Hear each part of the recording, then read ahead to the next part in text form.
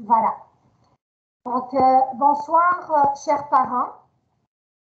Je vous souhaite la bienvenue à cette soirée Info Choix de cours pour l'année 2022-2023. Je me présente, Fadila Aïtamouda. Je suis directrice adjointe depuis plusieurs années à Curé Antoine Labelle et je suis en charge des concentrations artistiques des élèves qui sont en 3e, 4e, 5e secondaire.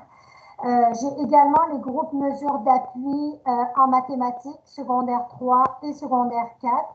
Puis en adaptation scolaire, je suis en charge des classes de soutien langage.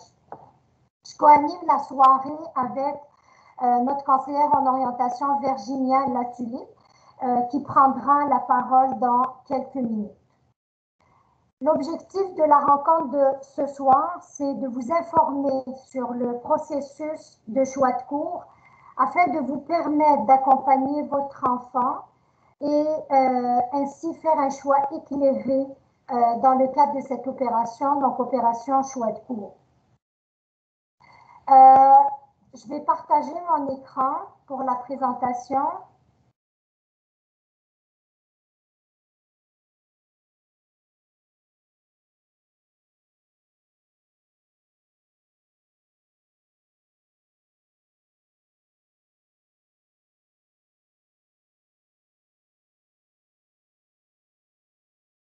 Est-ce que vous voyez la présentation? Oui. OK, parfait. Oui, on la voit.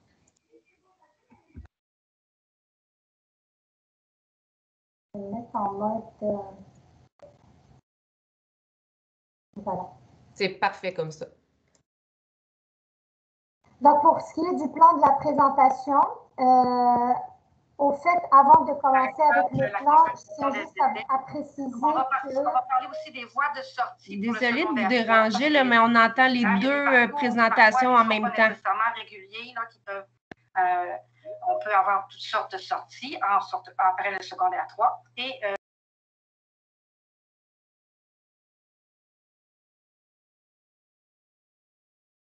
est-ce que là, vous m'entendez? Oui, là, c'est bien.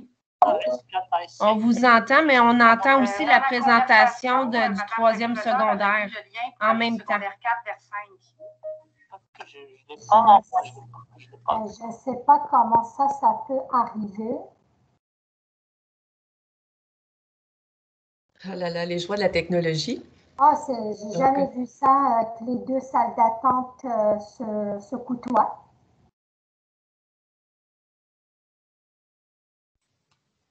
Vous devez quitter l'autre salle, votre autre lien de Teams. Voilà. Ouais. Là, ça devrait fonctionner. Vous voyez toujours la présentation ou ça a disparu? On ne voit pas la présentation. Non, on ne voit plus la présentation. Mais on l'entend. On vous entend, vous et l'autre présentation. Les deux liens ont été inversés. C'est drôle parce que ça recommence, ça repart. Ça recommence quand je partage, oui. Ah, c'est quand tu partages.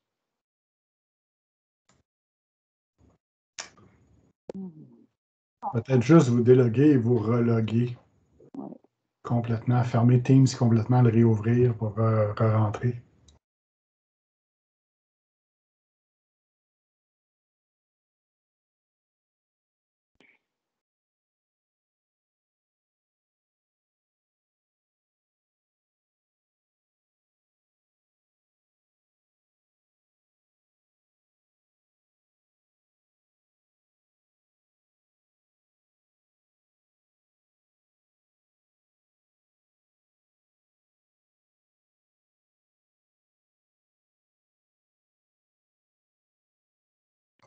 On va réessayer les joies de la technologie.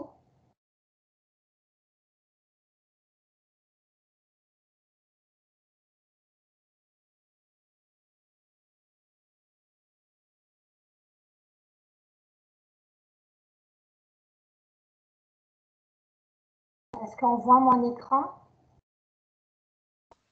Oui. Oui, OK. Oui. Donc, go, on y va. Donc, la présentation de ce soir, c'est la même présentation qu'on fera à vos enfants en tournée de classe dans 2 semaines. Donc, c'est la même, ils auront accès à la même information. Donc, on parlera avec vos jeunes dans la classe par rapport à l'identification personnelle, les différents parcours. À titre de rappel, on le fait à chaque année, mais on trouve que c'est important de le rappeler. On se projette. Le choix de cours comme tel. Ensuite, on parlera des projets particuliers, je sous-entends les concentrations. On parlera des portes de sortie, donc un élève que pour une raison ou une autre échoue un cours ou deux, ou on arrive à la fin du parcours puis il nous manque quelques unités pour décrocher le diplôme. Donc on parlera des différentes façons, différents moyens d'aller chercher ce qui nous manque. Et à la fin, on termine avec de l'info concernant l'orientation scolaire ou professionnelle. Donc, pour ce qui est de ce qu'on va demander à votre enfant, c'est d'abord de s'identifier. J'ai juste une question. Sommes-nous en secondaire 3 ou en secondaire 4? On est en secondaire 4, de 4 vers le 5. C'est écrit en haut.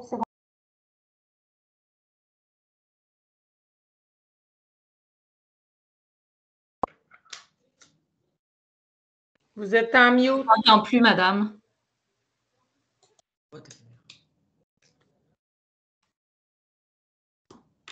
Réactivez votre son. OK. Est-ce que là, on m'entend? Donc, Oui. on demande à votre enfant de s'identifier, qui je suis, c'est quoi mes objectifs, où est-ce que je me vois dans 2 ans, dans 5 ans, donc à court, à moyen terme.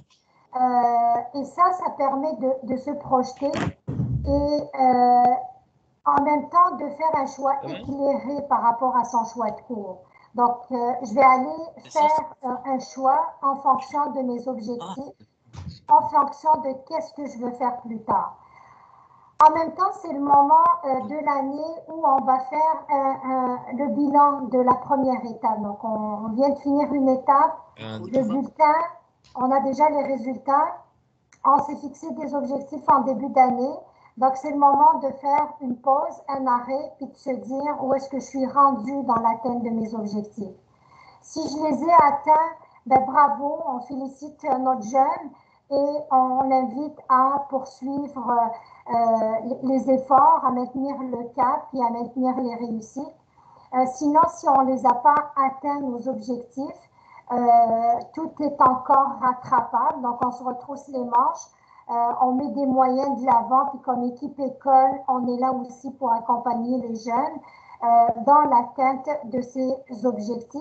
Puis on se rappelle que la première étape compte pour 40% et la deuxième étape, quant à elle, compte pour 60%. Donc, il n'y a rien encore de définitif.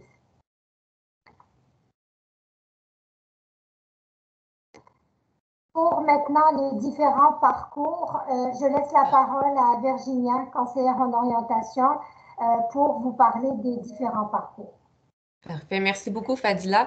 Je me demandais, est-ce que c'est possible de mettre la présentation en mode diapo pour qu'on voit vraiment là… Je vais tenter, mais tout à l'heure, quand je la mettais en mode diapo, c'est là qu'on basculait vers l'autre salle. Je ne sais pas c'est quoi l'explication. Okay. Mais je vais essayer. Si ça ne fonctionne pas, j'arrête. OK. Parfait. Donc là, ça semble correct pour le moment. OK, parfait. Alors, bonsoir tout le monde. Je m'appelle Virginia Latulippe.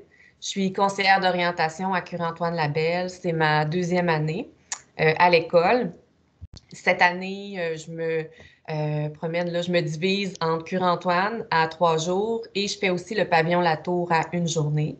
Donc, avec moi, j'ai 2 autres collègues. J'ai ma collègue Nancy Grenon, qui est là depuis plusieurs années, puis qui est justement dans l'autre présentation, dans l'autre salle. Et on a aussi une nouvelle collègue là, qui s'appelle Elisabeth Proulx-Ladouceur, qui est toute nouvelle, puis qui est avec nous 2 jours. Alors, pour ce soir, ça va être moi qui va être avec vous. Alors, on va commencer par regarder là, un petit peu les différents parcours à partir de la secondaire 1, puis qu'est-ce qui mène au marché du travail. Donc, avant toute chose, c'est ça. On va regarder les différents parcours de notre système scolaire québécois de façon générale. faut savoir qu'il existe différents chemins. Il y a différentes voies de formation pour accéder au marché du travail et qui s'ajustent là, en fonction du profil de l'élève. Notre système scolaire, il est très souple. Alors, disons là, qu'on part, on a en bas de l'écran à droite de secondaire 1 à 5. C'est le cheminement qu'on appelle le général, régulier, le secondaire 1 à 5, qui va correspondre à une très grande proportion de nos élèves. Mais il existe aussi différentes voies alternatives qui peuvent être intéressantes et qualifiantes. Donc là, votre jeune, pour vous, il est en secondaire 4 cette année. Donc, il y a une petite flèche qui nous amène vers un autre rectangle bleu qui est le DEP, donc la formation professionnelle.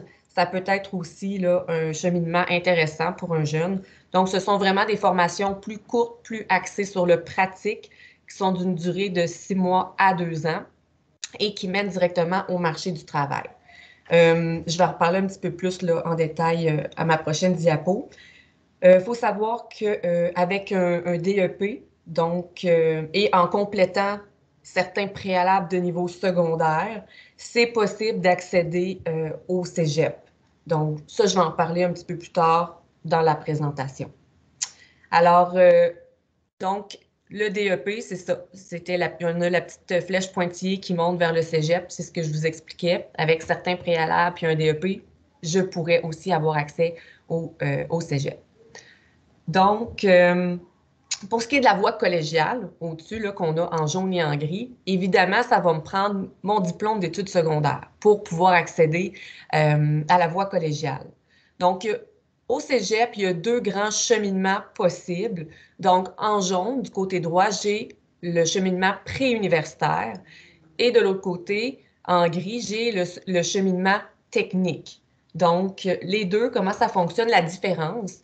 Si je commence avec le cheminement technique, donc c'est d'une durée de 3 ans, puis au bout de vraiment ces 3 années-là, le finissant va pouvoir accéder directement au marché du travail. C'est pour ça qu'on a une grande flèche là, qui pointe vers le marché du travail.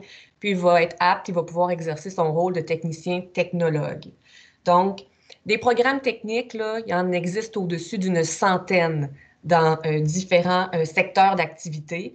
Donc, et qui ont aussi des perspectives d'emploi très intéressantes. Alors, ça, c'est au niveau du cheminement technique. Si après ça, on se tourne du côté plus droit, là, le cégep préuniversitaire en jaune, alors ça, c'est vraiment un profil qui s'adresse aux élèves qui veulent poursuivre des études universitaires suite à leur passage au collégial. Donc, il faut vraiment avoir un intérêt, il faut aimer les études, il faut vraiment vouloir poursuivre à l'université. Donc, les programmes préuniversitaires, ça dure 2 ans. Souvent, on entend parler là, de les plus généraux, là, je vous dirais les sciences humaines, les sciences de la nature. On entend beaucoup parler de ça. Il y en existe d'autres aussi, là, arts, lettres et communication, histoire et civilisation. Mais essentiellement, ce sont des programmes là, généraux, OK? Donc, qui ne font que me préparer à poursuivre des études universitaires. Parce que si, après mon programme préuniversitaire de 2 ans, je veux arrêter cela puis aller sur le marché du travail, mais c'est certain que je n'ai pas développé des compétences spécifiques pour exercer un métier précis sur le marché du travail. Donc, vraiment, je dois avoir comme but de poursuivre à l'université. Et puis ensuite, là, bon, pour ceux qui voudraient poursuivre à l'université, le premier diplôme que je peux aller chercher, c'est le baccalauréat. Donc, la plupart vont être des baccalauréats qui vont durer 3 ans. Il y en a certains qui vont durer 4 ans. Donc, avec un baccalauréat, il y a des professions qui vont exiger un niveau baccalauréat que je vais pouvoir accéder au marché du travail. Donc, c'est le cas de l'enseignement, c'est un 4 ans baccalauréat. Je peux aller sur le marché du travail. Les ingénieurs aussi, 4 ans, marché du travail. Puis il y a certaines professions qui, elles, pourraient demander d'aller se spécialiser dans une maîtrise de 2 ans ou même un doctorat, comme c'est le cas d'un psychologue. Voilà. Mais essentiellement, là, c'était pour vous faire un petit survol là, des différents parcours possibles. Donc, si on passe à la prochaine... Oui, il y a une question, je sais, de Madame Marie. Oui, bonjour. Bonjour. Vous avez précisé que pour le cégep et ensuite préuniversitaire, il faut aimer les études.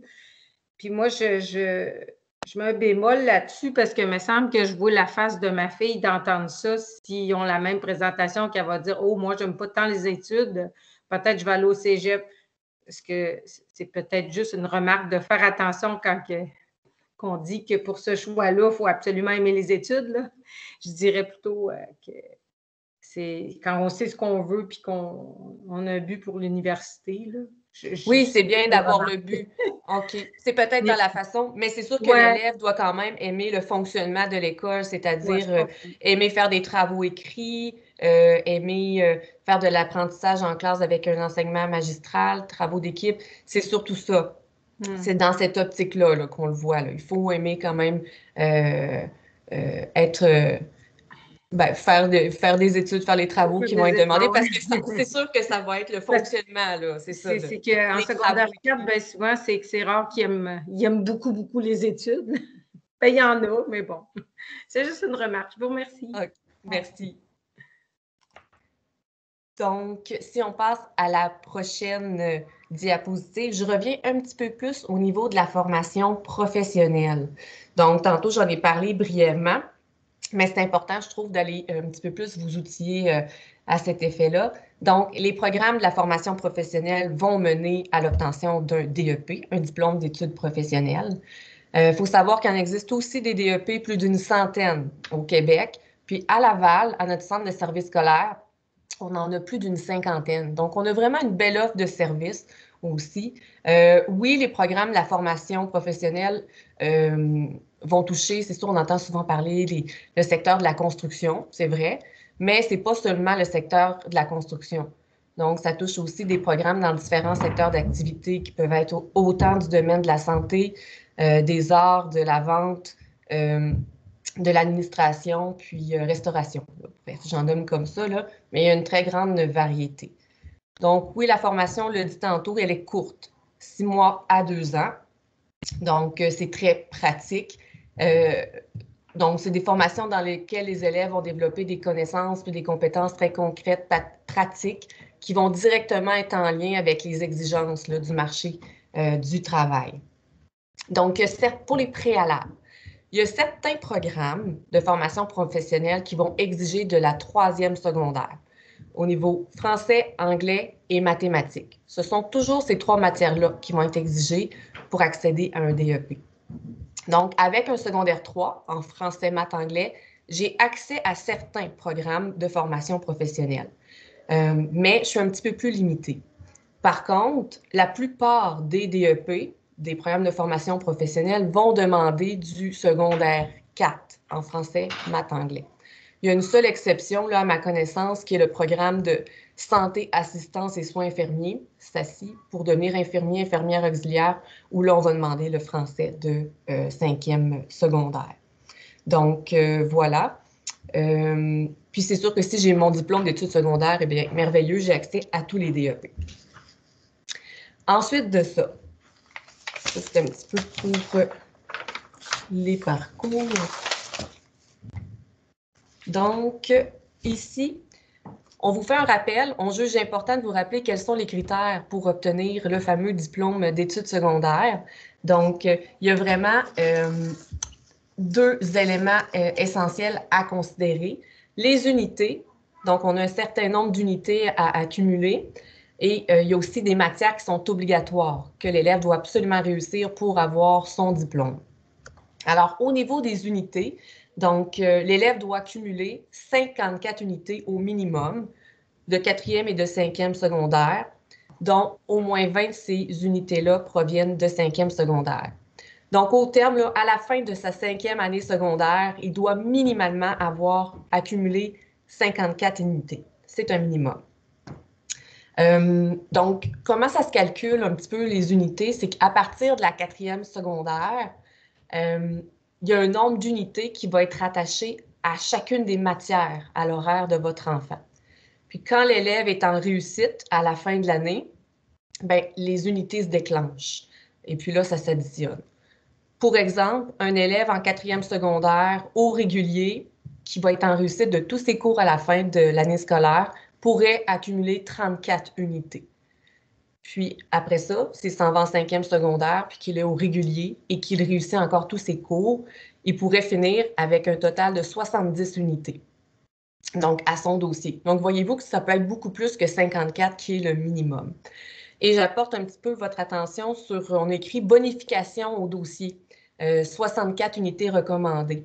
Donc, pour les élèves qui vont éventuellement faire une demande d'admission au cégep, il y a différents critères qui sont pris en considération dans l'analyse de leur dossier. Mais quand un élève atteint 64 unités et en montant, bien ça va venir bonifier son dossier dans l'analyse que le SRAM va faire de son dossier. Donc, c'est avantageux. Plus j'ai d'unités à mon dossier, plus c'est avantageux. Donc, voilà. Ça, c'était pour le premier élément. Ah, je n'ai pas terminé. Il me reste le deuxième élément, c'est les matières obligatoires. Bon, ben ça, écoutez, c'est qu'il y a des matières dans le cursus, on doit absolument les réussir. Au niveau de la 4e secondaire, on a les mathématiques et les sciences.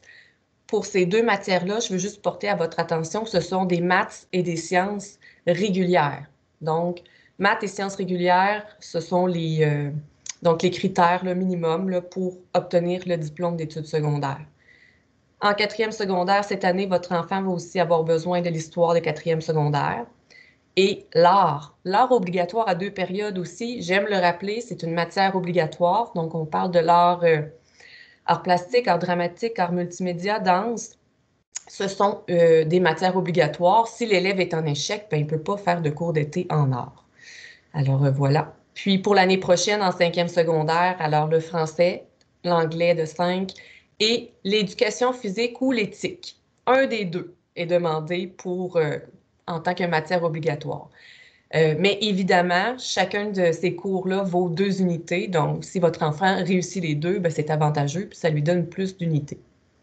Alors, voilà pour les critères là, pour l'obtention du diplôme. Je rappelle que ces infos-là ont été données à vos jeunes quand les conseillères ont fait une tournée de classe en septembre et aussi qu'ils y ont accès à ces critères-là à la page 25 de leur agenda. Parce que des fois, on ne se souvient pas là, tout le temps de tous les critères, mais page 25 de l'agenda, vous pouvez toujours vous y référer. Donc, maintenant, on embarque au niveau du parcours des mathématiques. Il y avait une question de Mme Clara. Oui.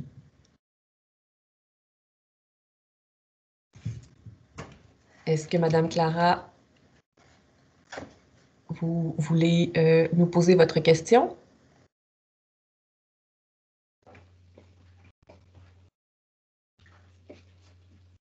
Oui. On passe sinon à Mme Wafidi. Oui. OK. Oui. Bonjour. Oui. Moi, j'ai une question pour les maths enrichies. Est-ce que le calcul des unités, c'est différent?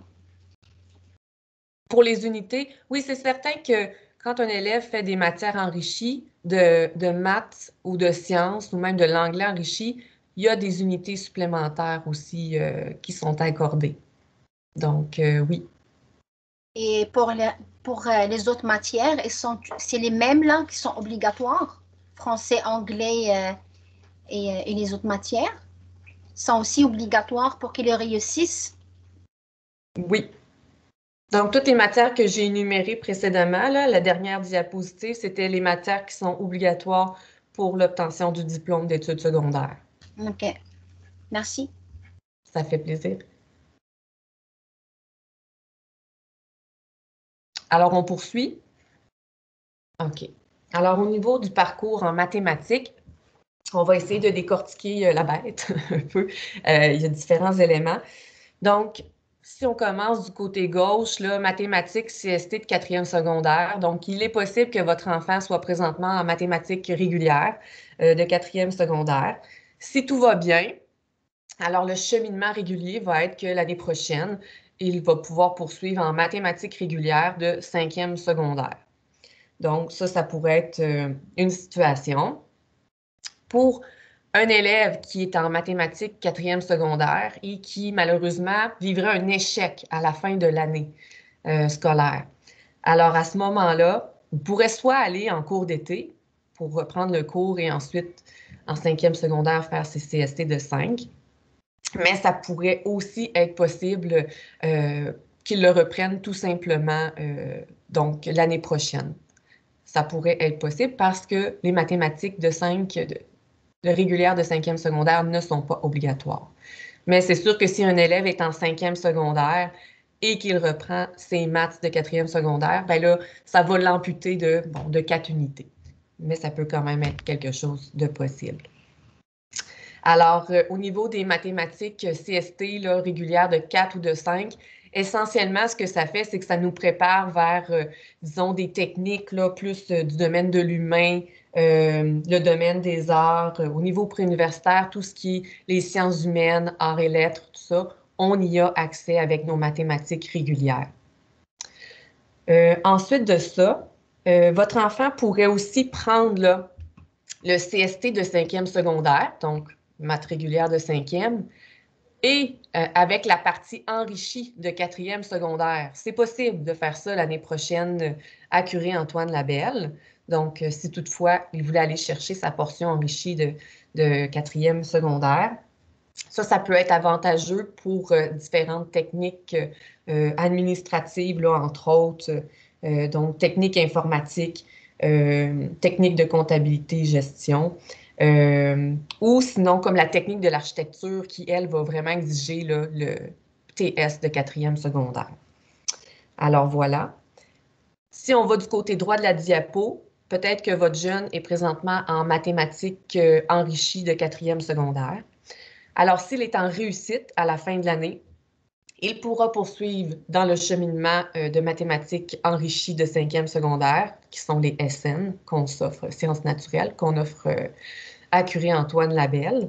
Alors, à ce moment-là, c'est certain qu'avec ces maths enrichis, il va avoir accès à tous les programmes là, qui mènent les programmes de l'administration. Il pourrait se diriger en sciences humaines, le profil avec mathématiques pour éventuellement aller viser le baccalauréat en administration des affaires ou autre. Et ça peut aussi mener là, vers des programmes là, plus en sciences, comme les sciences de la nature, mais à condition d'avoir aussi d'autres critères comme la chimie physique, dont je vais parler à la prochaine diapo. Fadila, est-ce que tu voulais ajouter quelque chose ou apporter des précisions sur ce qui vient d'être mentionné? Quand ça va être la partie du choix de cours proprement dit, je vais ajouter des commentaires en lien direct avec le choix de cours. OK. Donc, je te laisse terminer. OK, parfait. Donc ensuite, le parcours de sciences, la deuxième bête. Alors, votre enfant est en sciences de 4e secondaire. Donc, on a vraiment là, dans l'image, à droite, en haut à droite, on a les ST ou les ATS, qui sont les sciences régulières de 4e secondaire. Puis à côté, dans la partie droite, ST plus STE, ça, ce sont les sciences avec la portion enrichie, donc sciences et technologies de l'environnement, et ATS plus le SE, qui sont la portion enrichie. Donc, votre enfant est dans un de ces 4 profils-là cette année. Peut-être que ce sera sa dernière année de sciences, parce que ce qui est exigé pour l'obtention du diplôme, c'est des sciences de 4e secondaire. Alors, si c'est le cas, bon, il pourra prendre l'année prochaine là, un cours optionnel. Par contre, si votre enfant veut poursuivre en sciences enrichies de 5e secondaire, alors là, préalablement, il va devoir avoir fait sa science enrichie de 4e secondaire. C'est un préalable. Et une fois qu'elle sera faite, l'année prochaine, il pourra donc accéder à chimie et ou physique. Mais à cela s'ajoute une petite condition supplémentaire à Curie-Antoine-Labelle. Donc, pour avoir chimie physique, l'élève doit également être inscrit en mathématiques enrichies de 5e secondaire. Donc, ça, c'est important à considérer. Donc, l'enfant qui veut chimie physique doit aussi faire maths enrichies de 5e secondaire. Alors, voilà. Puis, on peut prendre chimie et physique ou soit un ou l'autre, OK, en fonction de l'objectif professionnel. Donc, si j'ai justement ma chimie, ma physique, mes maths enrichies, là, j'ai accès à tous les domaines des sciences. Je peux aller dans le programme de sciences de la nature. Je peux aller si je vise la médecine, plus la santé ou les domaines de l'ingénierie. Il y a certains programmes aussi au collégial qui pourraient seulement demander la portion enrichie de 4e secondaire, donc comme le STE exactement. Donc, certaines techniques comme la santé animale, on a mis ici la technique de radiodiagnostic, diététique. Bon, je ne vous les nommerai pas toutes, là. Et voilà. Puis, il y en a sinon qui demandent aucunement, là, il y a des programmes qui ne demandent absolument pas de sciences, donc tout ce qui est le domaine là, administratif, informatique, relations d'aide, sciences humaines, on n'a pas besoin de nos sciences. À cet effet-là, ben, plus tard dans la diapo, je vais vous donner un lien sur un site Pigma qu'on appelle, où on peut justement aller se démêler là-dedans puis voir quels sont les préalables requis en fonction du programme collégial là, qui pourrait intéresser votre enfant.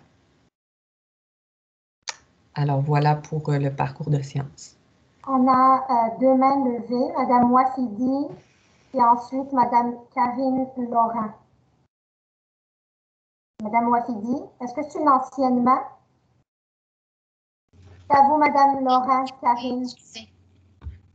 Oui, excusez-moi, j'étais un petit peu interrompue dans mon écoute. Est-ce qu'un mathématique régulier et sciences régulières, mettons ATS puis SE 4e, peut aller en sciences enrichies seulement, sans avoir le 4e maths enrichi?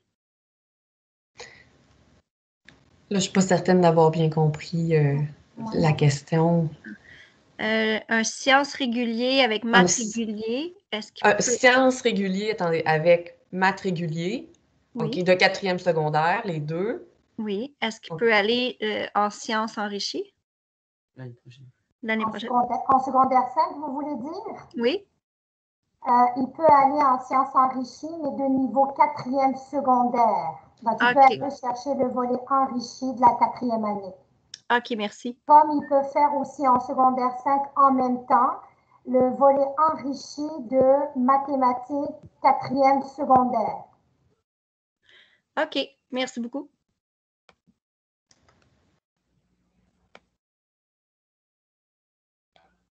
OK.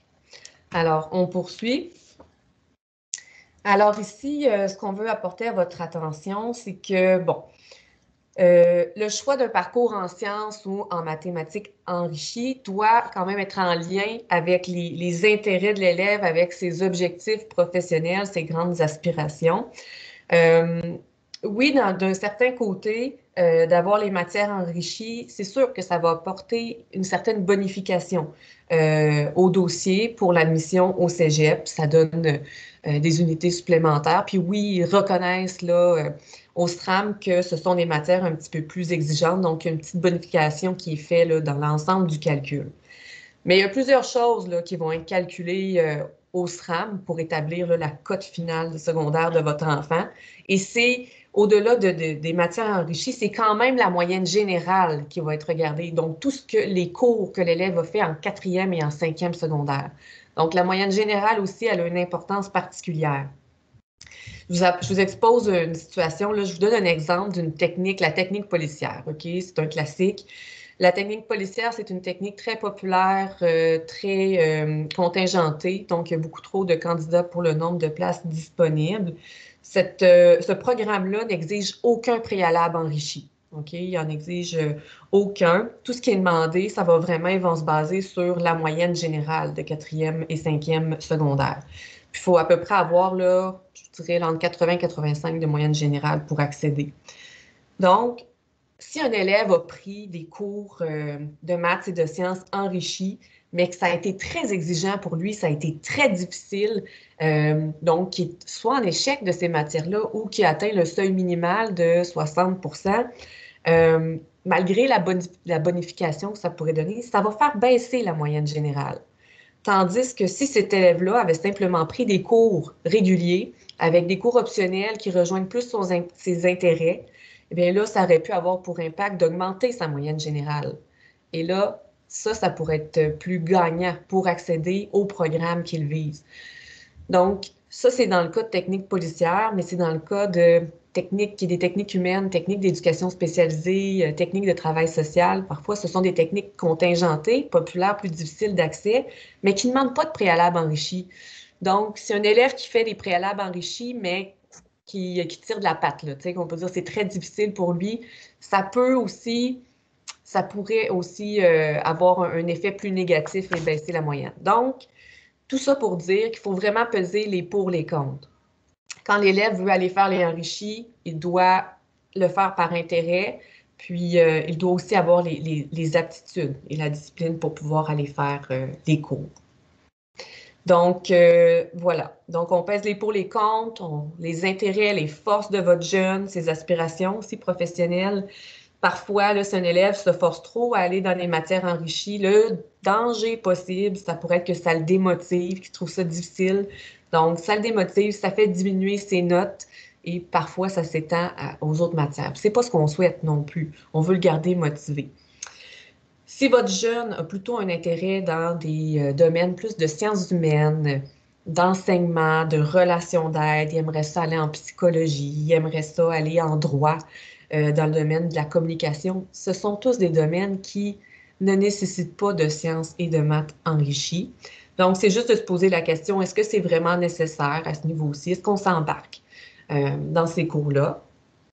Et je veux rappeler une dernière chose, que si un jeune n'a pas fait ses matières enrichies de maths et de sciences et que finalement, dans son cheminement, il décide que le programme qu'il vise ou prend une matière enrichie, ça sera toujours possible de les refaire.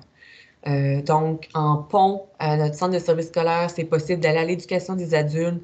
Les cégeps offrent aussi la possibilité d'aller faire les cours de sciences et de maths enrichis. Ça se fait en ligne. Bref, je veux juste vous dire que parfois, c'est un peu anxiogène, là, tout ça. Puis, on veut s'ouvrir toutes les portes.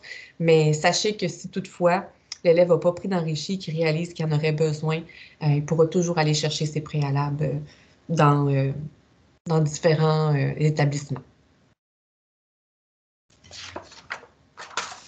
J'ai une question. Oui, Madame Watigi.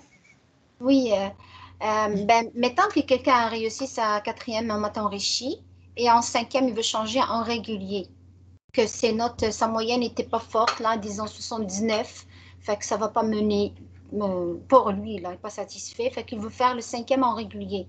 Est-ce que ça limite ses chances dans le choix sciences, dans ses choix en sciences, en cégep et en université après? Mais ça va dépendre quel programme il vise. C'est sûr que faudrait regarder, c'est ça son objectif professionnel. C'est sûr que s'il veut aller en sciences de la nature, ça ne fonctionnera pas parce que ça va prendre les maths enrichis de 5e secondaire. Mais ça dépend si votre enfant voudrait aller faire une technique en informatique. Ben, le préalable, c'est d'avoir du CST de 5e secondaire ou les TS, les maths enrichis de 4e. Donc, oui. Ça dépend là, de quel programme il voudrait faire. Mais est-ce que, d'après ce que vous avez expliqué tantôt, c'est le maths enrichi de 4e qui est le plus important? Ben, ça dépend. C'est que c'est vraiment différent. Les programmes, il y a beaucoup de programmes techniques et préuniversitaires, puis chacun ont leur préalable, OK? Donc, il y a certaines techniques, plus au niveau là, technique physique, qui vont demander, qui pourraient demander des sciences enrichies de 4e et des maths enrichies aussi de 4e secondaire. Donc là, il faut regarder. Mais un élève qui veut vraiment poursuivre des études, disons, universitaires dans le domaine des sciences ou de la santé, donc là, à ce moment-là, ça serait un programme préuniversitaire en sciences de la nature qui va être nécessaire. Et là, les maths enrichis de 5e secondaire sont nécessaires. Là. Elles vont être très importantes et doit les faire avec sa chimie physique. Oui. Merci.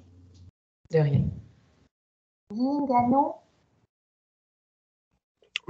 Oui, bonsoir. Vous m'entendez?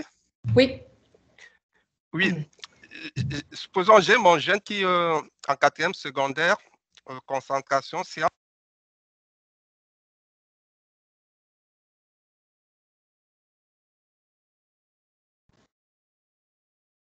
Moi, j'entends plus. On a perdu monsieur Gabou. Oui, je pense que ça va. Oui.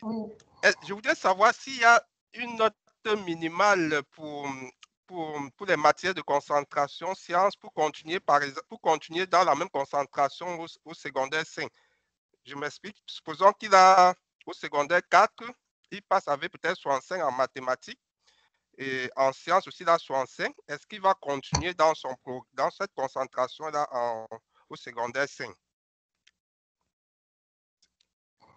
Au fait, il n'y a pas de concentration de sciences comme telle. Ce qu'on a, c'est des volets enrichis en maths et ou en sciences. Puis, un élève qui est en enrichi en secondaire 4 a la possibilité de poursuivre en enrichi de 5 en maths et puis en sciences. Puis en secondaire 5, les sciences enrichies, c'est physique et chimie. Oui, mais... on le verra. Moi, je vous invite, là, on le verra plus dans les choix de cours tout à l'heure quand je vais vous présenter l'offre de service plus en détail. Et je vous invite aussi, si vous avez, parce que je regarde le temps filer, il est 19h48 déjà. Pour suivre la présentation, on va peut-être répondre en même temps à certaines questions et on restera à la fin pour répondre à des questions pour des cas particuliers. C'est ça que je vous propose. Donc, si vous êtes d'accord, ben, je prendrai quand même M. Alexandre Danny qui avait la main levée depuis tout à l'heure, puis on gardera les questions à la fin. Bonjour à tous. Ma question était comment qu'on va accompagner les élèves par rapport avec ça? Comme mon garçon est en concentration sport, il veut faire de l'architecture. Est-ce que vous allez l'accompagner pour dire, OK, voici ton objectif et voici qu'est-ce que tu as besoin d'avoir pour atteindre ton objectif? Est-ce que c'est ça qui va avoir comme accompagnement de vous dans les prochaines journées? Mais dans le fond, moi, ce que je vais suggérer à la fin de la présentation, j'ai mis un lien, un site que je vous invite à aller consulter avec votre jeune. Puis c'est vraiment un site là, qui est très bien fait, je trouve, très facile d'accès, puis où on peut aller voir quels sont les préalables requis, là. Est-ce qu'il y a des préalables de maths et de sciences requis pour un préalable, pour un programme X là, qui m'intéresse. Donc ça pourrait être une première des choses. Sinon, pour votre garçon, s'il a des questions, il peut toujours venir voir les conseillères d'orientation. Nous, on est disponible sur l'heure du dîner au local 2413. Je l'ai mis aussi à la fin de la diapo, mais on est disponible tous les midis. Donc, à ce moment-là, s'il y a besoin d'informations, il se questionne, je vise telle technique, mais je me demande quels sont les préalables, on pourra à ce moment-là l'informer. Merci beaucoup. Ça fait plaisir. Alors, merci Virginia. On va poursuivre avec l'opération choix de cours comme telle. Donc, en classe, votre enfant va recevoir un formulaire et on va travailler avec ce formulaire-là, justement.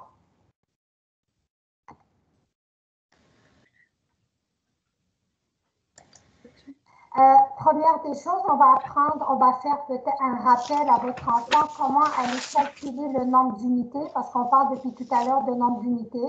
Et là, c'est le temps de commencer à les compter, les comptabiliser pour voir, parce qu'on a dit là, on se projette. Donc, à la fin de secondaire 4, j'ai combien d'unités, puis ça me prend combien en secondaire 5 pour aller chercher mon diplôme d'études secondaires. Donc, pour chaque code de cours, à gauche de la matière, il y a un code chiffré. Et ce que j'ai mis ici en bleu, c'est ça qui indique le nombre d'unités associé à chacun des cours. Donc là, c'est un cours d'éducation physique. Le nombre d'unités qui est associé, c'est 2 unités. Puis cette présentation-là, elle est aussi déjà, elle est disponible sur le site de l'école, donc vous pouvez aller la revisionner. Pour ce qui est du choix de cours comme tel, ben, on se base sur les résultats de la première étape pour faire un choix de cours. Et ce choix de cours-là va être revu à la fin de l'année avec les résultats finaux. Et il est aussi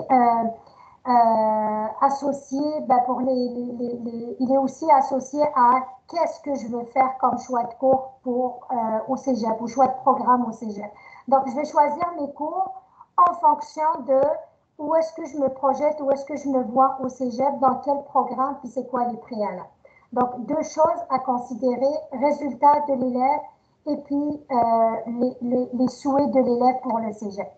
Donc, Première partie du formulaire de choix de cours qui est comme l'année passée, il va être en ligne, donc il n'y a rien qui va se faire papier. Ça va être sur le portail Mosaïque Parents. Donc, première chose, ça va être, bon, l'identification, nom, prénom de l'enfant, son code permanent, puis ça va être spécifié que c'est un choix pour secondaire 5. S'il y a des erreurs, il va falloir nous les mentionner. Première partie, donc deuxième partie du formulaire, ça va être les résultats à la fin de la première étape. Donc, les profs avaient jusqu'à aujourd'hui, en fin de journée, pour finaliser leurs notes, rentrer les notes. Puis nous, on va travailler là-dessus et les bulletins vont être disponibles aux parents à partir du 9 février. Via le portail, vous avez déjà accès à certains résultats. Donc, on consigne tous les résultats, puis ça, c'est un cas hypothétique, et on a fait exprès de mettre un échec ici. Donc, si je prends ce cas hypothétique, l'élève a réussi toutes ses matières, sauf en histoire de 4.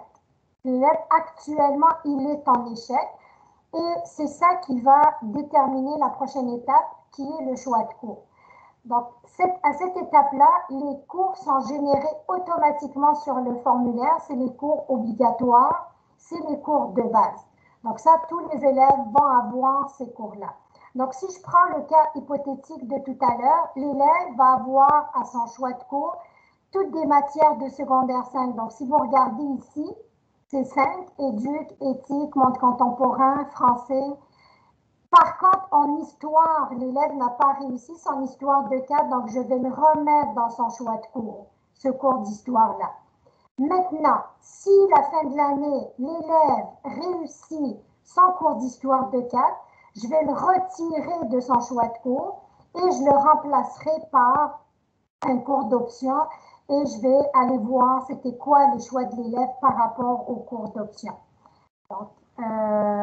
Donc, c'est un total de périodes, environ 18 périodes. On vous demande aussi d'inscrire tous les souhaits de l'élève.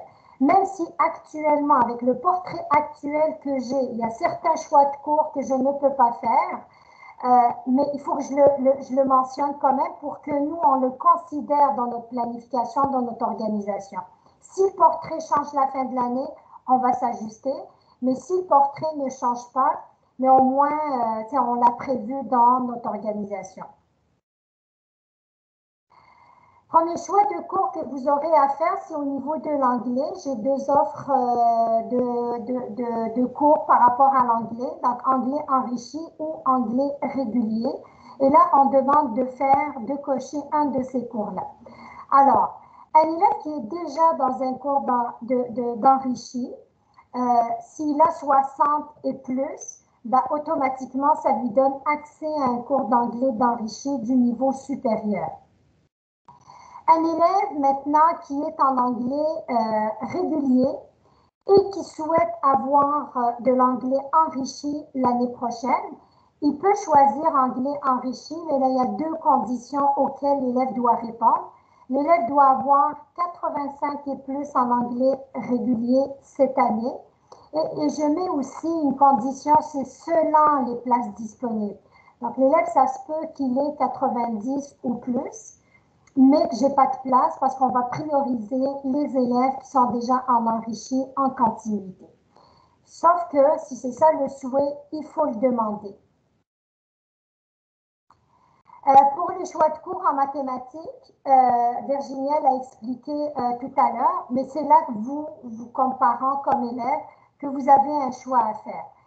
Un élève qui est en maths CST de 4, donc des maths régulières de 4, a le choix entre le CST de 5 régulier à 4 périodes ou un élève qui veut aller chercher son volet enrichi de secondaire 4 pourrait choisir cette option-là.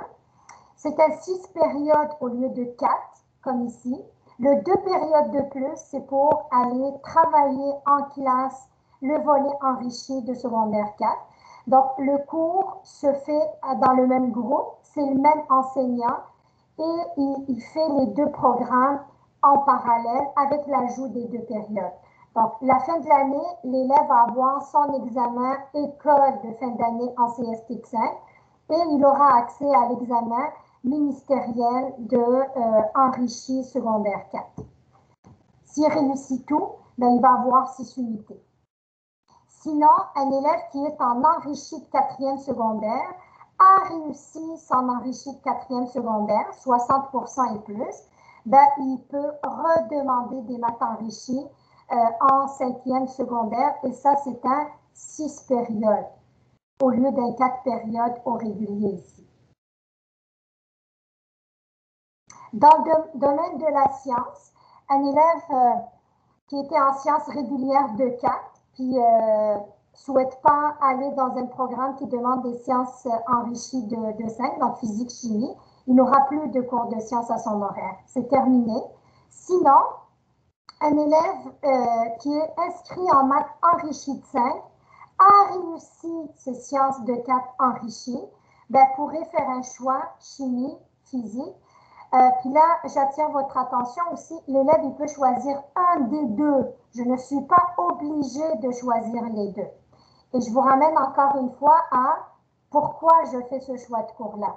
À quoi ça va me servir? Est-ce que le programme dans lequel j'ai l'intention de m'inscrire, est-ce que ça exige physique ou chimie ou les deux? C'est là qu'on va se questionner. Mais je ne suis pas obligée de prendre les deux, ce n'est pas un combo. Et là, on arrive au cours d'art obligatoire. Peu importe que l'élève soit en concentration artistique ou non, on va vous demander de faire un choix ici. Donc ça, c'est le cours d'art obligatoire en 5e secondaire. Il y a 4 possibilités et on demande d'inscrire les choix de 1 à 4 selon le choix de l'élève. Pourquoi je demande de 1 à 4? Dans un monde idéal, je répondrai au premier choix de chaque élève, mais on n'est pas au volume qu'on a, on n'est pas capable de répondre au premier choix de chaque élève. Donc, je peux aller chercher le 2e, 3e, puis ou aller prendre vraiment le dernier choix de l'élève, dépendamment de son choix de cours. Les cours d'option à 4 périodes, encore une fois, ça se peut qu'un élève n'ait pas de cours d'option à son horaire, soit parce qu'il est dans un programme à études à 12 périodes, donc je n'ai pas de place pour des cours d'option, soit que l'élève il a échoué 2 à 3 matières de 4e secondaire, donc ces matières-là vont être en reprise dans le choix de cours de 5e secondaire, qui va faire que je n'ai pas de place pour un cours d'option. Mais comme on est en prévision, on va demander quand même à tous les élèves de faire un choix de 1 à 6 pour les cours d'option. Et il y a un nouveau cours qui s'ajoute cette année, c'est le cours de biologie. Ça, c'est à 4 périodes, il est optionnel. Je ne suis pas obligée d'être en physique, chimie pour pouvoir faire ce choix-là, ni en maths enrichi. Donc, c'est un cours d'option que n'importe quel élève, avec n'importe quel profil, si ça rentre dans son choix de cours, peut le choisir. Si vous remarquez ici, il y a des cours avec des astérisques, des petites étoiles. Ça, c'est des cours où je ne peux pas avoir plus que 6 unités. Donc, un élève, par exemple, qui a son cours d'art obligatoire en danse de période, a le droit de choisir un seul cours avec l'astérix. Donc, 6 unités maximum. Et ça, c'est une exigence du ministère. L'élève ne peut pas avoir plus que 6 unités dans un cours artistique, dans les cours qui sont identifiés par les étoiles. Sinon, si on fait ce choix-là, ben, le ministère va bloquer les unités en haut de 6 parmi ces cours-là. Donc, plusieurs cours, que ce soit dans le domaine artistique, dans le domaine des sciences, c'est le français correctif s'adresse aux élèves qui sont fragiles par rapport à la compétence écriture, et qui ont réussi en secondaire 4 leur compétence écriture entre 60 et 70, 69-70. Donc, on suggère ce cours-là. Il prépare pour l'épreuve du ministère en 5e secondaire, puisque c'est l'écriture où on a la grosse épreuve ministérielle en fin d'année. Et puis, pour les sportifs, ben, on a le cours pratique sportif. Dans certains cas d'élèves, quand j'ai complété tous les cours obligatoires, les cours d'option à 4 périodes, certains élèves, il reste 2 périodes à l'horaire pour faire un 36 périodes. Donc, à ce moment-là, j'ai des cours à 2 périodes pour compléter l'horaire. L'élève a le choix entre monde contemporain, qui va venir bonifier le monde contemporain qui est déjà un cours obligatoire, ou bonifier son cours d'éthique avec ce choix-là, le développement personnel. Donc, c'est 2 unités qui va s'ajouter au cours d'éthique. Ça fait un cours à 4 périodes avec donc les mêmes élèves, c'est le même groupe, c'est le même enseignant. Le anglais pratique, c'est pour les élèves qui sont en anglais régulier, pas en anglais enrichi. Les élèves qui sont en anglais enrichi n'ont pas accès à ces 2 périodes-là. Et ce cours-là vient travailler vraiment le conversationnel. Donc, on travaille la compétence orale avec ce cours à 2 périodes, ce cours complémentaire. Là, au niveau maintenant des concentrations, on a 4 profils au niveau des concentrations. Donc, les profils artistiques avec 4 choix. Les profils art-études, art dramatique, profil art-études, musique. Et puis, pour les profils sportifs, ben, on a le choix entre 3 concentrations, plein air, football et multisport. Multisport étant la concentration la plus populaire, la plus demandée. Au niveau des concentrations artistiques, ben on va le voir plus tard, plus en détail dans le formulaire choix de cours. Sinon, je voulais vous mentionner que tous les profils peuvent se vivre avec une concentration. Donc, même si on est en maths enrichi, physique, chimie, je peux vivre ces programmes-là avec une concentration à 6 périodes, mais par contre, l'art-étude à 12 périodes ou les concentrations à 8 périodes sont exclues. Mais je peux faire de la place pour une concentration avec 6 périodes. Par contre, au niveau du cours monde contemporain et éducation financière, on le fera à 2 périodes au lieu de 4. Ces 2 périodes-là permettent de faire de la place dans l'horaire de l'élève pour lui permettre de vivre ses enrichis et sa concentration. Donc, ça vient vraiment motiver l'élève à aller de l'avant avec ses enrichis. L'élève n'a pas un choix à faire entre un projet particulier puis les enrichis. Donc, au niveau des concentrations, pour aller plus en détail, d'abord, cette section, elle est facultative. Donc, si je ne veux pas de projet particulier, j'ignore cette section-là. Je n'ai rien à choisir. Sinon, au niveau des concentrations artistiques, donc multisport, donc multisport plein air, le football. Après ça, j'ai art plastique, danse, initiation à la guitare ou art plastique multimédia. Puis, on demande à l'élève aussi de limiter son choix vraiment à son champ d'intérêt. Si l'élève me fait 4 choix, puis qu'il me reste de la place uniquement dans le 4e choix du projet particulier, il faut que l'élève soit sûr de pouvoir vivre avec ce choix-là. Au niveau des arts-études, j'ai art-études, art dramatique à 12 périodes. Ensuite, les 3 volets ici, c'est de l'art-étude musique. Donc, avec les 3 volets, vent et percussion, cordes, guitare. C'est le seul profil art-étude musique où on va auditionner l'élève si l'élève n'est pas déjà dans le programme. Donc, c'est un programme qui est en continuité. En revanche, un élève qui dit, moi, ce programme-là m'intéresse, là, on va auditionner l'élève. L'audition se passe à l'école avec un de nos enseignants en art-études musique. C'est gratuit. Ça se passe sur les heures d'école.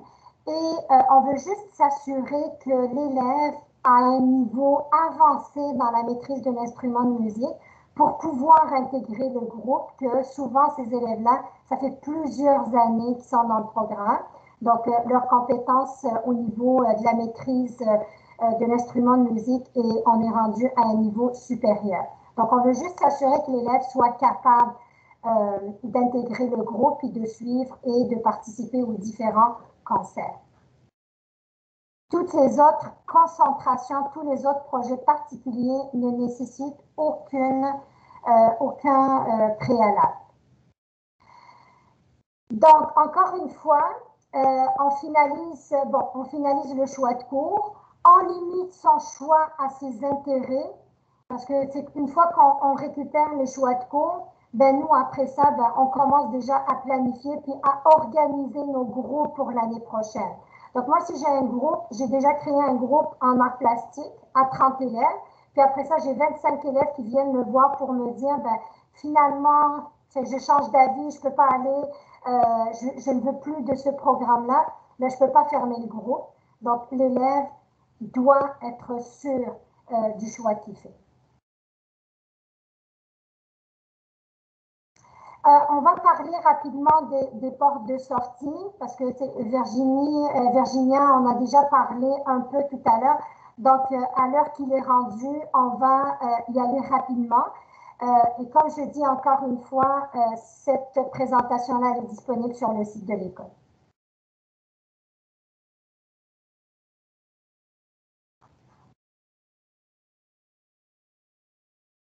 Votre micro. T'entends pas. Virginia, on t'entend pas. Ah, ben oui, je suis désolée, je me fais toujours avoir à ça. Je disais que bon, on pouvait passer à la diapo suivante. On va justement passer au programme là, de semestrialisation tout de suite.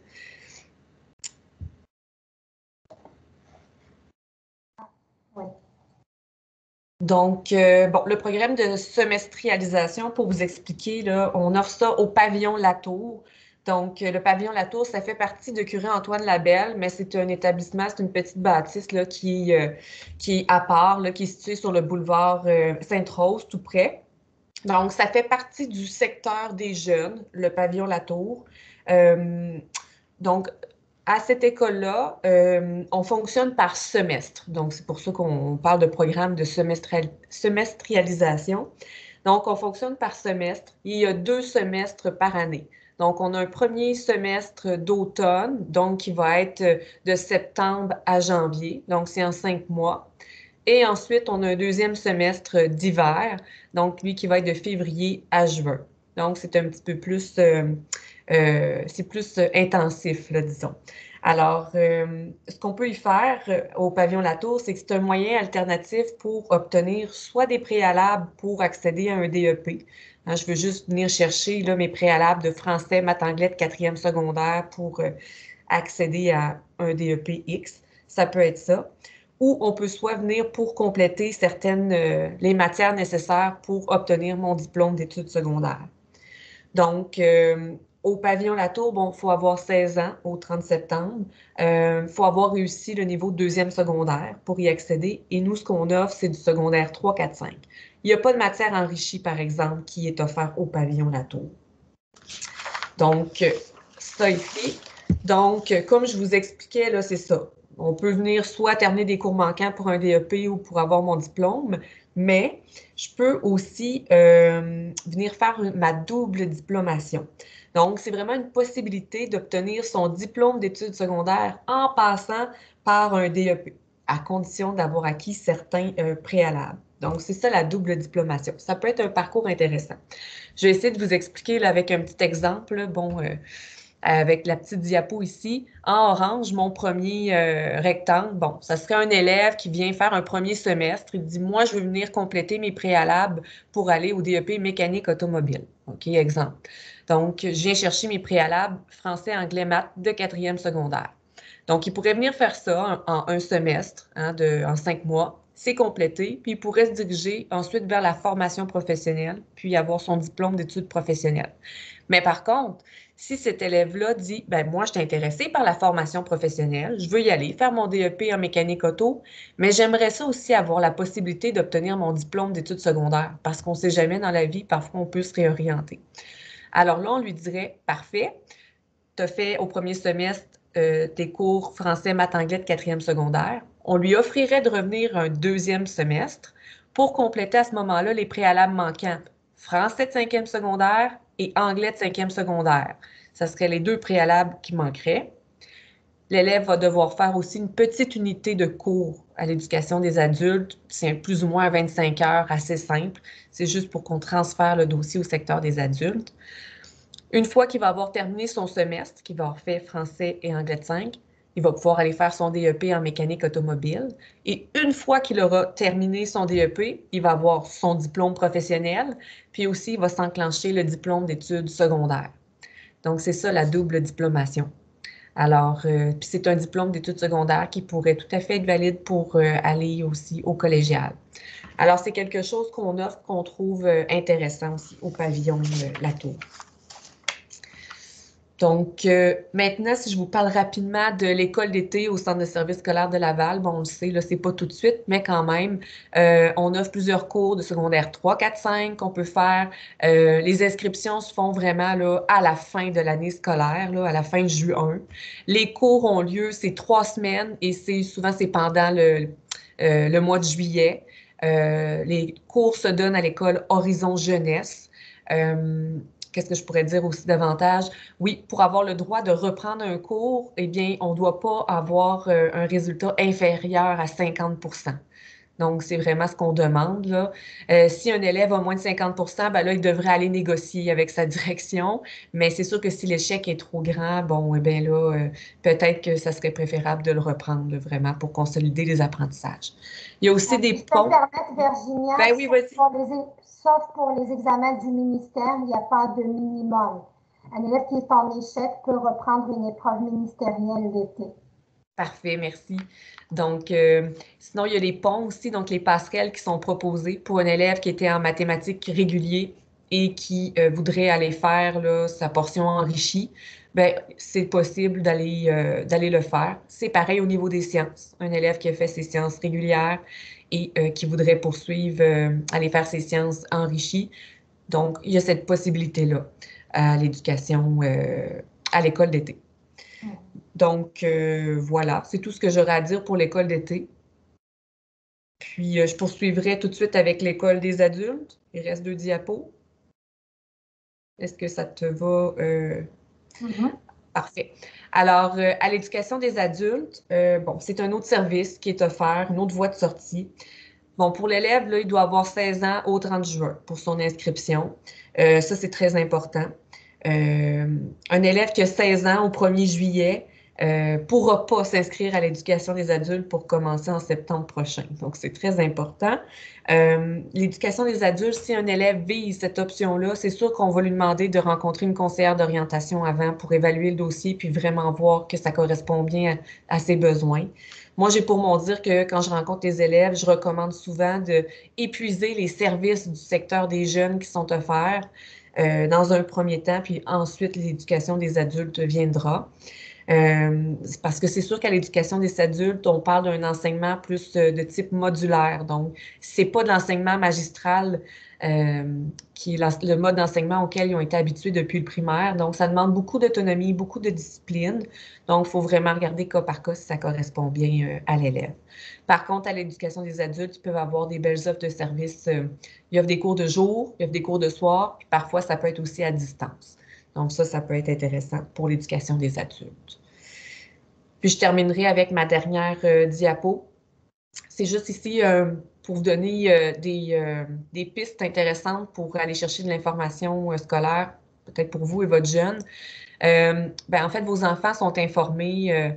Il y a le site repère.qc.ca, qui est une très grande banque d'informations scolaires et professionnelles. C'est très intéressant comme outil. C'est un site qui est payant, mais le centre de service scolaire paie pour que chacun des élèves y ait accès.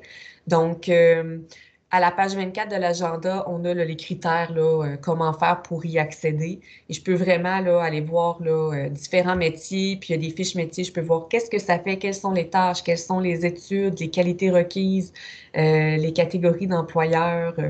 Ça me donne même accès à certaines vidéos, parfois d'interviews de professionnels. Bref, moi, je trouve que c'est vraiment un outil merveilleux. Sinon, à la page, encore dans l'agenda de votre jeune, page 23 à 27, il y a beaucoup d'informations sur tout ce qui touche l'orientation scolaire. On a mis plusieurs sites d'Internet de référence.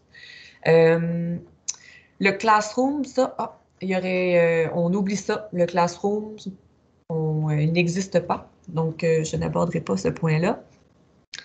Ce que je voulais mettre, c'était... il est écrit dans l'agenda, là, mais le site Pygma, dont j'ai fait référence tout à l'heure, Pygma, gma.ca. Je vous le recommande beaucoup pour aller voir quels sont les préalables des différents programmes au niveau collégial. Donc, très bien fait par le SRAM. Puis, on peut savoir après ça, je vise un programme technologie de l'architecture, qu'est-ce que ça me prend, puis on va voir tous les cégeps qui offrent le programme.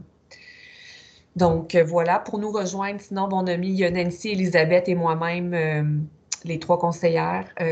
Vous avez nos adresses courriels. Vous pouvez nous écrire s'il y a quoi que ce soit. Sinon, sachez que vos enfants ont accès à nous sur l'heure du dîner. Où là, il y a une petite erreur aussi. Là, ce n'est pas au local 2218. Je suis désolée pour la coquille. C'est au local 2413. Donc, on l'a répété plein de fois. Il est écrit un peu partout dans l'école, le local 2413. On est là tous les midis de 1h à 1h30 pour répondre aux questions. Alors voilà, je vous remercie. Merci Virginia. Donc, on est rendu à la conclusion. Donc, une fois que ce choix de cours-là est fait, complété sur le portail, puis qu'on a fermé la période de choix de cours, une fois qu'on le récupère, il devient final pour vous. C'est quand je dis vous, il est final pour l'élève, il est final pour les parents. Mais par contre, il est prévisionnel pour nous. Donc, nous, si on doit s'ajuster parce que je dois fermer des groupes, ouvrir des groupes, je peux modifier le choix de cours. Puis, c'est la raison pour laquelle aussi, dans les cours d'art de période, on demande à l'élève de nous nommer les 4 choix, puis dans les cours d'option, de nommer 6 choix.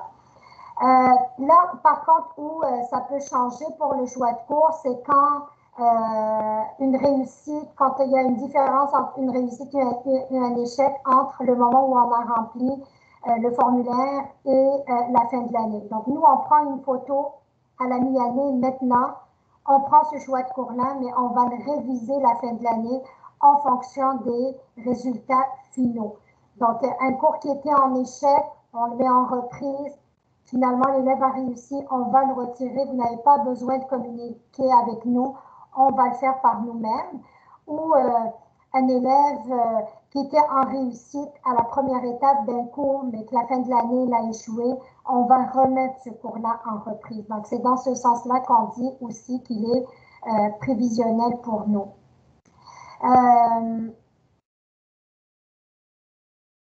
Donc, le formulaire, votre enfant va recevoir un formulaire papier en classe quand on va aller dans sa classe pour faire cette présentation-là.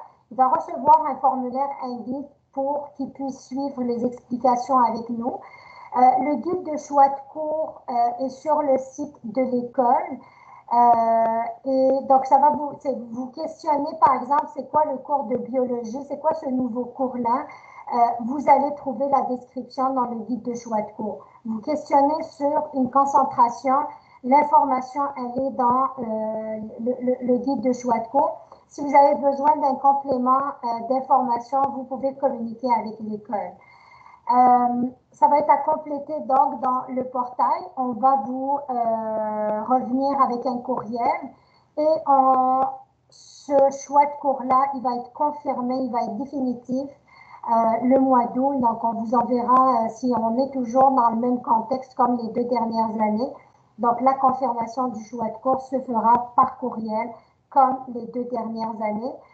Pour les parents qui se questionnent, est-ce qu'il y aura une entrée administrative ou pas comme on l'a connu avant? Ça aussi, je ne serai pas en mesure de vous répondre. C'est de quelle façon on va fonctionner la fin de l'année. Chose est sûre, on vous tiendra au courant au moment opportun. Donc, voilà ce qui termine la présentation de ce soir. Avant de commencer à répondre aux questions qui sont dans le chat puis de prendre les mains levées, pour ceux qui veulent quitter, je vous dis un gros merci d'avoir été présents ce soir à cette rencontre-là. Donc, nous aussi, ça nous aide là que vous ayez eu cette information-là, de pouvoir accompagner votre enfant à faire, comme je disais au début de la présentation, un choix éclairé. C'est une opération très importante. Donc, si je passe aux questions dans le chat, on m'avait demandé est-ce que les concentrations plein air sport sont toujours là? Oui, je l'avais dit dans le choix de cours. Donc, elles existent encore en secondaire 5. Un élève qui choisit une concentration, ben, il peut avoir n'importe quel profil avec des sciences enrichies, des sciences, ben, quand je parle de sciences enrichies rendues en 5, c'est physique, chimie et maths enrichies. Donc, c'est le parent qui me dit FG appliqué ou les sciences générales. Ça, c'est en secondaire 4. Rendu en secondaire 5, on parle de physique, chimie, puis oui, ça se compose, ça se conjugue avec un projet particulier. Ben, l'éducation choix de carrière, effectivement, ça n'existe plus. On a éducation financière, par contre, c'est pas dans la même catégorie de cours, mais c'est ça qui remplace.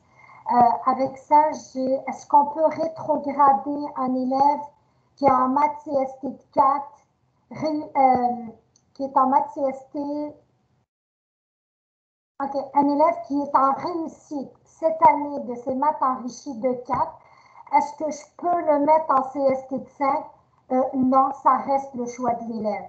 Donc, si un élève réussit son secondaire 4 enrichi, c'est le choix de l'élève de poursuivre en enrichi de 5 ou d'aller en CST de 5 si l'élève se rend compte finalement qu'il n'y a pas besoin de ses maths enrichies de 5.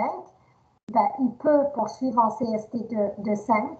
Il n'y a pas de problème, mais ça reste le choix de l'élève, ce n'est pas la décision de l'école.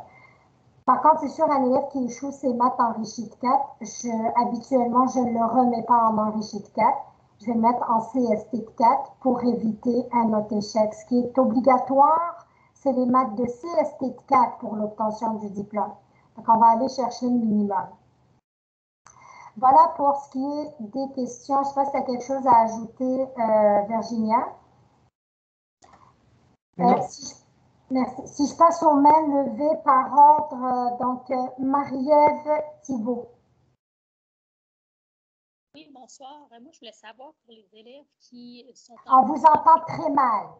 Ah, désolée. Est-ce que ça, c'est mieux? Allez-y, on va essayer de décoder. Oui, bon, désolée. Est-ce les élèves qui ont une concentration, surtout multisport dans le fond, est-ce qu'ils ont automatiquement leur choix s'ils veulent poursuivre ou pas nécessairement? Parce que comme vous avez dit, dans le fond, comme le multisport, c'est un choix très populaire. Donc, ceux qui le sont déjà, est-ce qu'ils sont assurés de l'avoir s'ils choisissent ou non? C'est comme un mélange qu'on refait et que tout le monde a la même chance de l'avoir?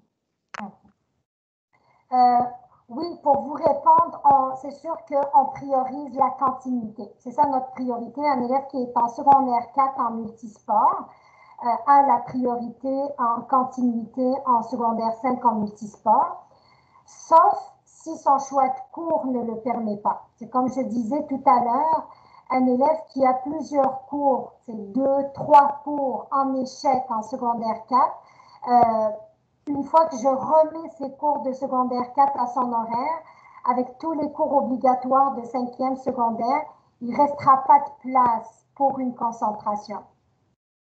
Parfait, merci beaucoup. Ève Laflamme? Oui, bonsoir. Je me demandais si mon enfant est en concentration football.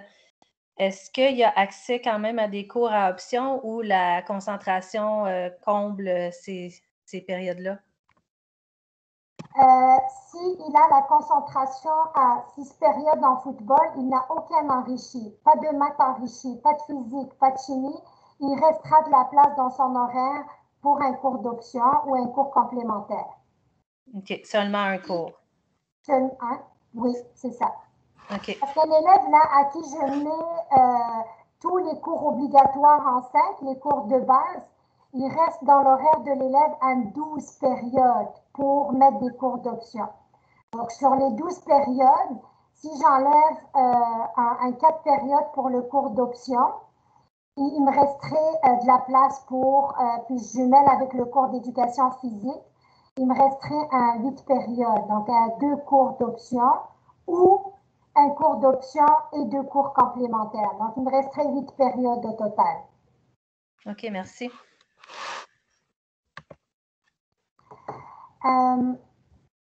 Madame ou Monsieur Ternier? Oui, bonsoir. Merci pour cette belle présentation. Ce que j'aimerais comprendre, c'est un enfant qui est en 4e régulier et qui prend des cours, qui est en pont vers maths enrichies et sciences enrichies. Maintenant, là, comment cela va se passer pour le choix de cours, pour qu'il reste en sciences, pour qu'il reste en 5e enrichi, puisque telle est sa volonté? Donc, je veux juste être sûre de comprendre la question. Donc, votre enfant actuellement, il est en maths régulier, en sciences réguliers, mais il a l'intention d'aller chercher ses enrichis. Non, il est oui, il est en régulier, mais il prend des cours enrichis. C'est comme ça que ça se passe chez vous? Ben, il a l'intention de s'inscrire pour le pont à l'école, pour les cours le soir? Non, actuellement là, il est enrichi, comment on dit, en pont enrichi, en pont vers enrichi. C'est ça. En sciences, vous voulez dire? En maths. En maths. Le pont en maths n'a pas. Est-ce qu'il le fait à l'école? On n'a pas encore commencé les ponts en maths. En sciences enrichies a commencé aujourd'hui, je crois. Oui, en sciences, oui, mais pas en maths. D'accord, en sciences enrichies. Oui. C'est sûr que un élève en secondaire 4 pourrait, dans la même année, avec le pont, donc les cours le soir, aller chercher le volet enrichi en sciences. Mais s'il va chercher juste le pont enrichi en sciences, ça ne lui donne pas accès l'année d'après à physique-chimie parce qu'il va lui manquer les maths enrichies. Donc, il faut que l'enfant aille chercher aussi le volet enrichi en mathématiques. S'il est réussi d'ici début de l'année prochaine, oui, il peut demander maths enrichi 5e secondaire avec physique-chimie. Donc, comment cela va se faire pour le choix de cours pour l'année qui s'en vient? Là, il va le mettre dans les souhaits. Dans le choix de cours, là, dans le formulaire, on va vous dire, même si pour l'instant, votre enfant, de par le profil actuel, n'a pas accès aux enrichis, mais dites-le nous. Je réserve quand même ma place en maths enrichis, en physique, chimie, parce qu'on a l'intention d'aller chercher les enrichis de 4e secondaire. Donc, nous, on va le considérer dans notre planification. Et si on a tout ce qu'il faut, la fin de l'année, ben, on va aller de l'avant avec ce choix de cours-là, mais s'il manque un volet enrichi, ben là, on ne pourra pas aller de l'avant avec ce plan de match. Une autre question. Si il suit les cours en enrichi là, actuellement pour les sciences, et qu'en fin d'année, ses notes sont bonnes, OK, et vous jugez d'après le minimum que vous demandez pour être enrichi en secondaire 5 et qu'il est acceptable et qu'il peut aller enrichi en secondaire 5 en maths. Comment cela va se passer? Les notes requises et demandées pour enrichir en maths en secondaire 4. Il doit faire le pont en maths enrichi, que ce soit à l'école, les cours commencent à la mi-mars pour le pont de mathématiques enrichi. Donc, c'est les TS de 4 le soir à l'école. Ici, c'est le seuil minimum de la réussite, c'est 60%. S'il a 60% et plus, peut demander des maths enrichis pour l'année prochaine. OK, parfait. Par contre, moi, je vais vous inviter les parents à la prudence. Oui, c'est une porte de sortie pour aller chercher les enrichis dans la même année pour avoir accès l'année prochaine à tous les enrichis. Mais nous, on ne le recommande pas de par notre constat sur le terrain. OK? C'est d'aller chercher ces enrichis de cette façon-là. Il manque quand même toujours des choses qui font de telle sorte que l'année d'après, l'élève n'est pas assez solide pour aller compléter ses enrichis. Donc, maths de 5, puis physique, chimie. Donc, moi, ce que je suggère aux parents puis à l'élève, c'est prendre un pont à l'école pendant les cours de soir, puis éventuellement aller chercher l'autre pont en cours d'été, mais pas de faire les deux d'affront à l'école. Ça va supposer, en plus de son horaire régulier toute la journée, 4 soirs semaine où il va avoir des cours. très exigeant. OK, parfait. Donc, nous, on ne le recommande pas. Mais si les résultats de l'élève de cette année, à la fin de la première étape, le permettent, les enseignants en maths et en sciences le recommandent l'élève, on va le prendre pareil. Okay. Mais c'est très exigeant pour l'élève. OK, merci pour cette édification. Parfait. José Lamy. Bonsoir, est-ce que vous m'entendez? Très bien. Merci pour la présentation. J'ai une question qui ressemble un peu à celle qu'une dame a posée avant moi. Mon enfant est en arrêt-études guitare, en maths régulière présentement et l'année prochaine aussi, et plus de sciences l'an prochain. Est-ce qu'il reste des périodes à couvrir ou l'arrêt-études guitare et les cours obligatoires couvrent tout? En arrêt-études à 12 périodes, il me reste juste de la place pour mettre les cours de base, les cours obligatoires. Donc, il n'y aura aucun cours au choix. Parfait, je vous remercie, ça répond tout à fait. J'ai Madame Wafidi, Naïma. Oui, madame. Est-ce qu'en cinquième régulier, cinquième maths régulier, pas enrichi, est-ce que les élèves ont maths, physique, chimie ou non? Ou c'est juste dans l'enrichi? Avec juste un cours de maths régulier en 5, ça ne donne pas accès à des sciences, à physique, chimie. Et ça, même si l'élève a réussi ses sciences enrichies de 4. OK, merci. Et là, encore une fois, on parle de notre constat sur le terrain. Les élèves qui ne font pas simultanément les maths enrichies, en même temps que physique, chimie, sciences enrichies, les taux de réussite ne sont pas très, sont pas intéressants. Ça prend, c'est un combo. Et c'est là qu'on assure la réussite des élèves. Donc, il est conseillé de rester enrichi en cinquième si on était enrichi en 4? Moi, je ne conseille rien. Moi, je reviens toujours à pourquoi je choisis de faire des enrichis. Qu'est-ce qui est rattaché à ça? On parlait tout à l'heure, c'est de la théorie des portes ouvertes. Oui, c'est bien beau, un élève qui a le potentiel, puis il peut faire tous ses enrichis parce qu'il se dit, ben, en ce moment, je ne sais pas trop qu'est-ce que je veux faire, je veux m'ouvrir toutes les portes au cégep, je vais avoir accès à tout. C'est merveilleux, c'est la voie royale qu'on appelle. Okay. Mais si le moindrement que, vous voyez, parce que c'est des programmes très exigeants, hein, puis c'est beaucoup d'heures de travail, des devoirs, des projets. Donc, si c'est une exigence qui n'est pas nécessaire pour la suite des choses, moi, je vous demanderais d'éviter de faire ce choix-là, juste pour se dire, ben, je me garde toutes les portes ouvertes. Oui. C'est ça. Ouais. Donc, ça, et puis, là encore, j'insiste que même si c'est ce que je veux faire plus tard, finalement, je me rends compte que ça me prend des enrichis, mais il y a plein de portes de sortie.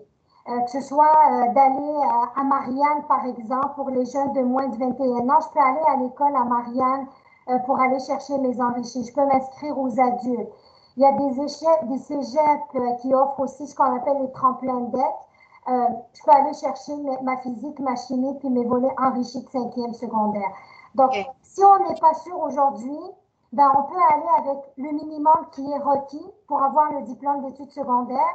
Puis par la suite, ben, je peux aller les chercher. OK. Voilà. C'est d'assurer vraiment la réussite. C'est ça qui est important. Oui, justement. Parce que le nombre d'élèves qu'on a, puis on le vit à chaque année, une fois que l'élève a choisi maths enrichie, physique, chimie, j'ai plein d'élèves, après 2-3 mois, viennent me voir pour dire, ben, je trouve ça trop dur, physique, chimie, j'y arrive pas. Puis finalement, j'en ai pas besoin. Retirez-le-moi de mon choix de cours. Mais je ne peux pas le retirer une fois qu'il est là. Donc, l'élève va vivre avec 1 an. Si l'élève échoue les 2 cours, physique, chimie, c'est 8 unités, les 2 ensemble. Donc, l'élève vient de perdre 8 unités.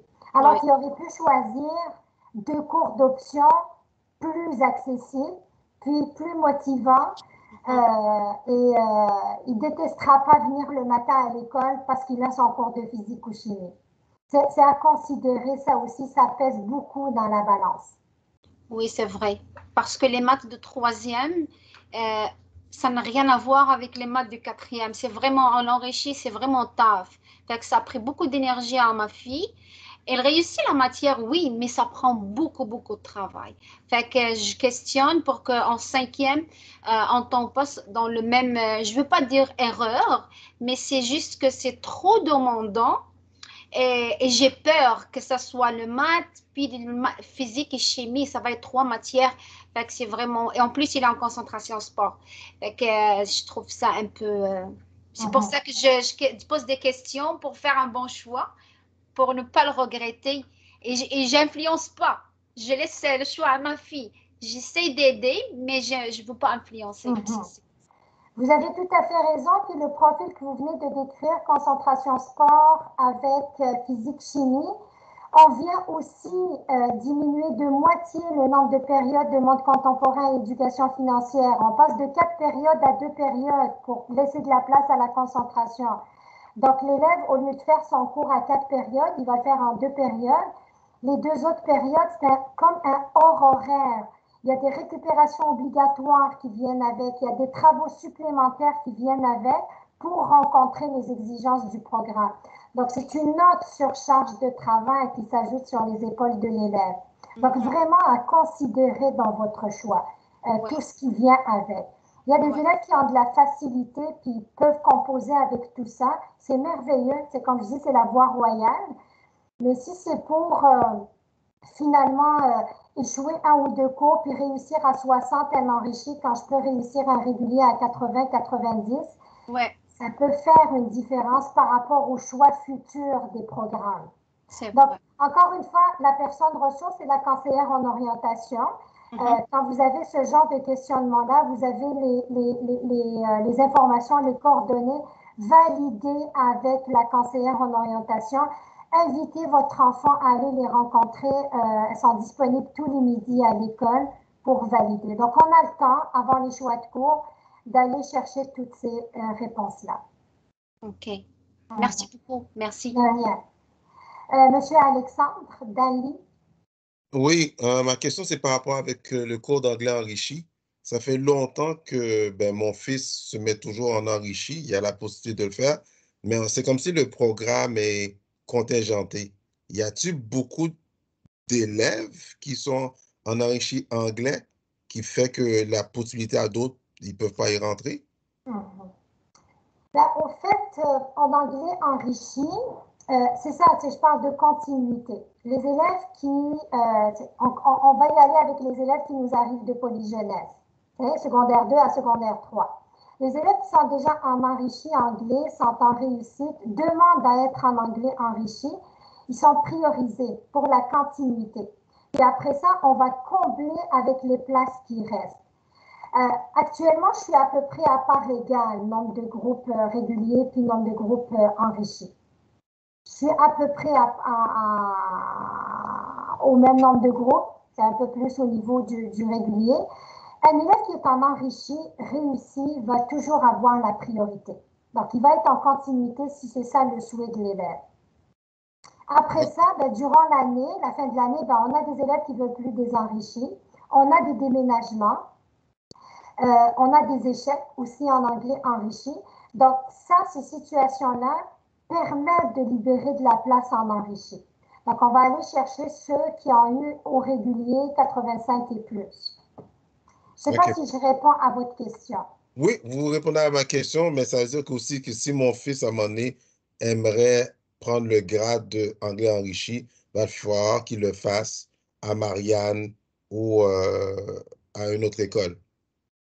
Mais pourquoi il devrait aller faire son enrichi à Marianne? Ça demande anglais de 5 réguliers pour le diplôme. OK, non, mais c'est parfait. C'est parfait. À moins qu'il y ait des programmes spécifiques là, qui exigent de l'anglais enrichi, je ne suis pas au courant. Mais pour le diplôme, c'est anglais régulier. Virginia me fait non. Je confirme, Fadila, ce que tu apportes, c'est exactement ça, là. Anglais enrichi, bon, c'est un plus-value, des unités supplémentaires au niveau de l'enrichissement de l'anglais, mais au niveau, là, pour accéder à un programme ou de la diplomation, il n'y a pas... Il n'y a pas de particularité là, pour l'anglais enrichi, là, ce ne sera pas une exigence particulière. OK, c'est parfait. C'est plutôt au point de vue des unités que je regardais aussi. Mais si c'était pour les maths réguliers qu'il fait, mais il veut accéder en enrichi, c'est là que ces écoles-là seraient disponibles pour lui, pour atteindre son objectif. OK, c'est parfait.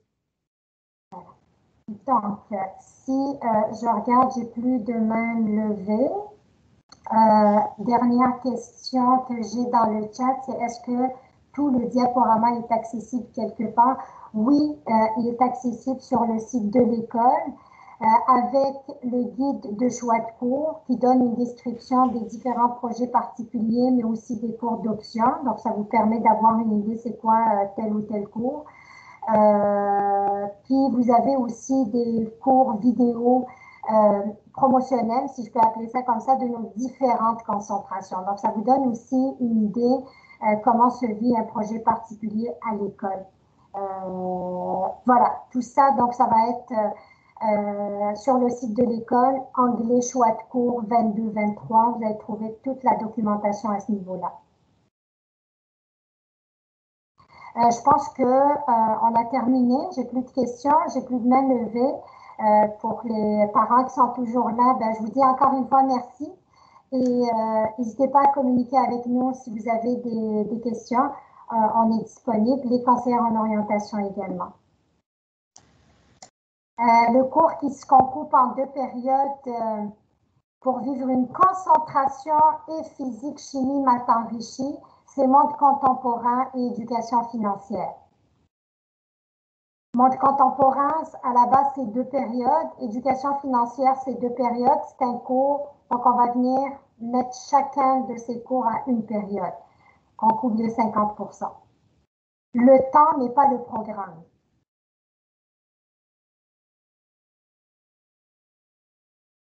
Il ne reste pas de place en option. Il ne reste pas de place pour les options avec une concentration, puis c'est tout le kit maths enrichi, physique, chimie. Que même, comme je disais, je vais aller prendre 2 périodes de monde contemporain et éducation financière pour faire de la place à tout ça.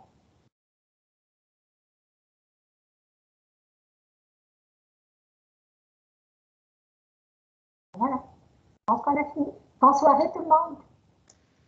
Bonne soirée tout le monde. Merci. Merci, bonne soirée.